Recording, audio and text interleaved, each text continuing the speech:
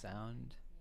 So I went to see my doctor, and um, in order to be able to go to like public places and deal with all the like issues I have with like anxiety and stuff, I have to be like drugged out of my fucking mind. Like I have to be high, like not like, oh, I smoked a joint, not, oh, I smoked 3 joints.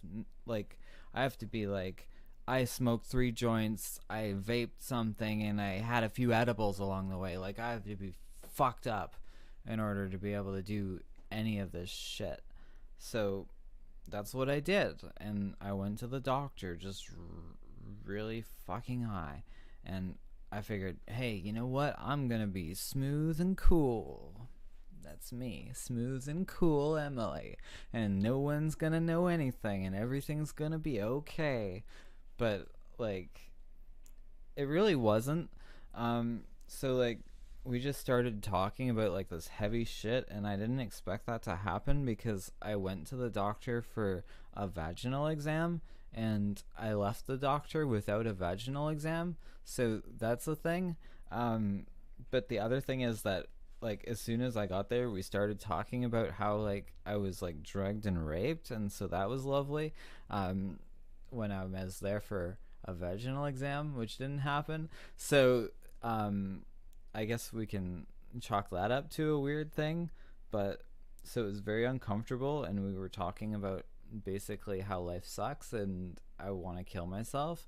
So also fun, but for some reason I was making it really funny, and I just couldn't stop laughing about all these jokes I was making about my life, and I kept making her laugh. And whenever I would see that I was making her laugh, I would just tell more ridiculous jokes about how I want to die, and it was pretty fucking horrible. It was pretty awful. She was like, "Okay, so we're gonna talk about how to, come back to feeling safe places after trauma that you've suffered, and so like let's start with identifying a place where you feel safe. Let's start with your home." And she was like, "So do you feel pretty safe at home?" I'm like, "No, the other day the electrician fucking yelled transphobic shit at me and ripped my internet out of the fucking house. He fucking ripped the internet off the house. I didn't know you could rip the internet off the house, but he found a way to rip the internet off of the house. I don't know how, but he did it. And he left the internet in a big pile in the backyard, and it was all broken. And they had to bring a new one. And so yeah, there's that. Um, Also, I talked about how like I'm like scared to go to the garage to smoke a joint because I think my neighbor's gonna like force me to give him a blowjob or something. So that's a thing, and I, this is like fucked up conversation, right? This is not just stuff you talk about, and I'm like telling her about all this stuff, and I'm like, yeah, so I guess you could say it's not very safe at home, and so that was weird, and it was a pretty strange experience to be having this kind of like lighthearted conversation about like fucked up shit with like your doctor. And it ended up I was there for like an hour talking about stuff, and we talked a bit about how I've been having a lot of trouble with dilations. um that's part of post GRS surgery, SRSGRARSRR, whatever we're calling it nowadays. It's part of that. The aftercare process is you have to take a big plastic stick and shove it in there every day and keep it there, and you just gotta keep it there, and you gotta push hard. You gotta make sure that you don't surrender any ground to the enemy, because they're pushing back every day. They're trying to take it away from you. They're just trying to take it away your whole life. It's trying to, oh, no vagina for you. We're going to just take it away a little bit at a time unless you fight it back with dilation. So why did I just say all that? Anyways, so that's a thing we were talking about, how it's been like really painful, and I cry, and I'm just like, I'd rather just kill myself than wake up and face another dilation.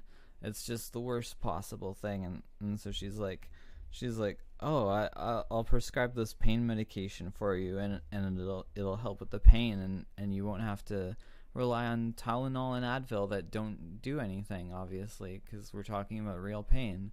And so I'm like, great, this sounds fantastic. I'm so glad that I can take a better pill, and it's gonna be better for me not, taking such high doses of Tylenol and Advil every day for like every day of my life. Like, what's that gonna kill me or what? I don't know. So she's like, okay, so here's what the pill is, and she says the name of it, and she's like, and it's a suppository, so that means you so that means you put it up your bum. And I'm just like, what? You're not telling the truth, Dr. Brown. You're not telling the truth. You want me to take that pill, and you want me to put that in my butt? You're playing a trick on me. That's not real. There is no way. There's no way that that's a real thing. And she's like, she's like, yeah, it's real. And she's like, it's real. And some people aren't comfortable with that. And I understand if you're not. I'm just like, I don't know if I'm ready for my life to become that. Like, there's already so many degrading, humiliating, terrible things I have to do every day in my life. Why do I want to start each day with, okay, now you're gonna put this pill up your butt, and that's how you're gonna start your day every day? And no, I don't think I'm ready for that. I don't think I want my life to be that. So I said, no thank you, Dr. Brown. I'll go with this other pill that will literally make me sick every day and give me like horrible stomach pains and stuff, because that pill is preferable to just having to do another demeaning thing every day as part of just being a person. Like, fuck that. I'm not doing that. So there's that. That's a thing. And yeah. So we'll see how that works. I was really hoping that she would give me the good drugs, because I kind of need them. So yeah. There was another thing at this point in the story. She had started to notice that I was rather giggly and laughing and telling jokes and stuff. Like, what am I doing here? And so at this point she asked me, she's like, Emily, do you happen to do any sort of recreational drugs, perhaps? And I'm like, Dr. Brown, recreational drugs? What do you mean? And she's like, weed. I mean weed. I'm like, well, to be honest with you, Dr. Brown, yes, I have been doing the weed drugs. And she's like, how much? And I'm like, a lot. And she's like, how often? And I'm like, all the time. And she's like, what do you mean by all the time? I say 24/7. And she's like, even right now? And I'm like, yeah, even right now, Dr. Brown. Even right now. And she was okay with that. And the only thing she really told me is that I shouldn't smoke so many joints, and instead of that, I should use more edibles and other things that don't involve smoking, because smoking's bad for you. I don't know if you guys knew that, but apparently smoking thing's bad for you because there's smoke in that, and you're not supposed to breathe smoke because fire's made out of it. Fire happens and then smoke happens, and that's bad. Then yes, I think that's about it, and I'm really sorry.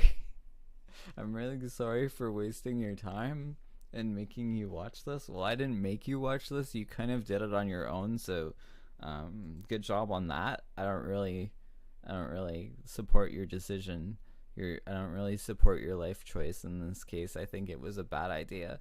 But nonetheless, thank you, and I hope to see you again soon. And it was good catching up with you. Bye for now.